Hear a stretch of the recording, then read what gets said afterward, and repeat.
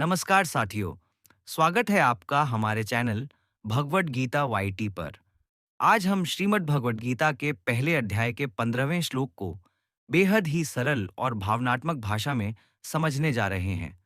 यह वो क्षण है जब युद्ध का बिगुल बज चुका है। एक एक योद्धा अपने अपने शंखों की आवाज से पूरे कुरुक्षेत्र को गूंजा देता है। ये सिर्फ शंख ध्वनि नहीं है, ये एक आंतरिक भाव है। यह साहस का, संकल्प का और अपने धर्म के लिए खड़े होने का प्रतीक है।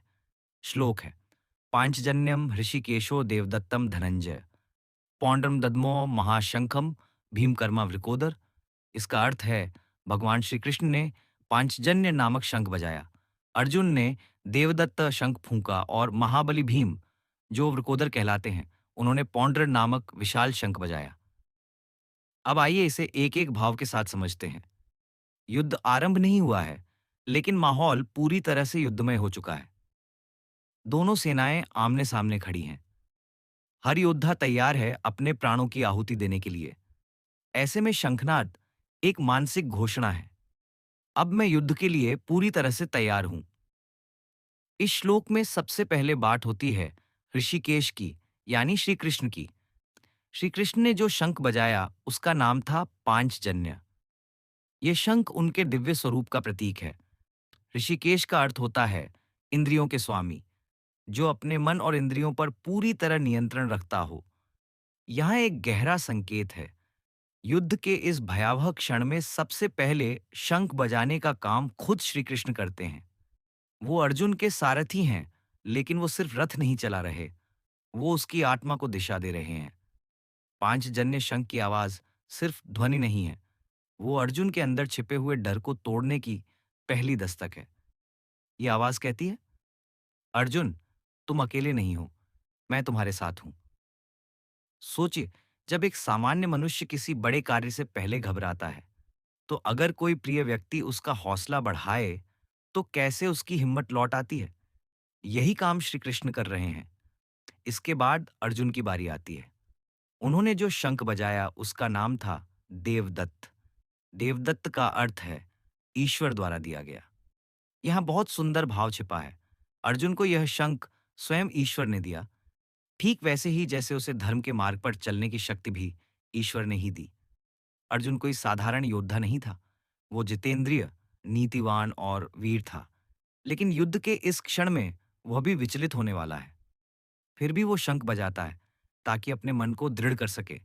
अब आती है भीम की बारी, जिन्हें वृकोदर कहा गया है। वृकोदर का अर्थ होता है भेड़िए की तरह भूखा या विशाल उदर वाला। यह नाम भीम की शक्ति और पेट की उपमा के लिए प्रसिद्ध है। भीम ने जो शंख बजाया उसका नाम था पौंड्र। यह शंख इतना विशाल और गूंजदार था कि उसकी आवाज से धरती कांप उठी। यह सिर्फ एक शंख नहीं था, यह उनका स्वभाव था, विशाल, अदम्य और क्रोध से भरा। भीम शंख बजाते हैं, लेकिन उस ध्वनि में सिर्फ साहस नहीं है, उसमें द्रौपदी का अपमान है, उसमें घटोत्कच की मां हिडिंबा की पीड़ा है, उसमें कर्ण से हुई अवहेलना का जवाब है। उनकी आवाज कहती है, मैं भीम हूं, जिस अन्याय को तुमने किया है उसका हिसाब अब युद्ध के मैदान में होगा। अब जरा कल्पना कीजिए उस क्षण की, जब तीनों, श्री कृष्ण, अर्जुन और भीम, एक साथ अपने अपने शंख फूंकते हैं। पूरे कुरुक्षेत्र की हवा थर्रा उठती है। यह ध्वनि सिर्फ एक चेतावनी नहीं है, यह एक मनोवैज्ञानिक हथियार भी है। जब इतने शक्तिशाली योद्धा शंखनाद करते हैं तो दूसरी सेना के मन में डर घर कर जाता है। शंखनाद का महत्व केवल धार्मिक या प्रतीकात्मक नहीं है, उसका वैज्ञानिक पक्ष भी है। कहते हैं, शंख की ध्वनि से वातावरण शुद्ध होता है, मन और शरीर में एक ऊर्जा का संचार होता है।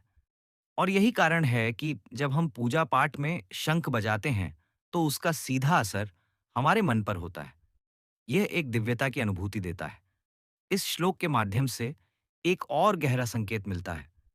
जो व्यक्ति अपने जीवन में धर्म, साहस और सत्य के साथ खड़ा होता है, उसके लिए ईश्वर स्वयं शंखनाद करते हैं। श्री कृष्ण का पहले शंख बजाना ये संदेश देता है कि जब तुम्हारे इरादे नेक हों, जब तुम्हारा रास्ता सत्य का हो, तो परमात्मा तुम्हारे रथ के आगे खड़े होते हैं। अर्जुन का शंख इस बात का प्रतीक है कि युद्ध चाहे कितना भी कठिन हो, मन चाहे जितना भी भयभीत हो, यदि आपके साथ ईश्वर हैं, तो आपके कदम कभी डगमगाएंगे नहीं। भीम का शंख यह सिखाता है कि अन्याय के सामने चुप रहना अधर्म है। अगर तुम्हारे पास शक्ति है, तो उसका उपयोग केवल व्यक्तिगत विजय के लिए नहीं, बल्कि न्याय के लिए होना चाहिए। ये श्लोक हमें बताता है कि जीवन में कई बार युद्ध सामने आता है, कभी बाहर से, कभी अंदर से। लेकिन अगर हमारे साथ आत्मबल, सत्कर्म और प्रभु का मार्गदर्शन हो, तो कोई भी युद्ध कठिन नहीं होता। यह युद्ध केवल पांडवों और कौरवों का नहीं था। यह युद्ध हर इंसान के भीतर का है, जहां एक तरफ मोह है, माया है, डर है, और दूसरी तरफ है साहस, धर्म और विवेक।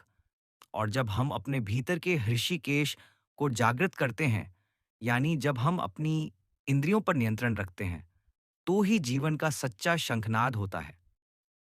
तभी हम अर्जुन की तरह धर्म के मार्ग पर खड़े रह सकते हैं और भीम की तरह अन्याय का सामना कर सकते हैं।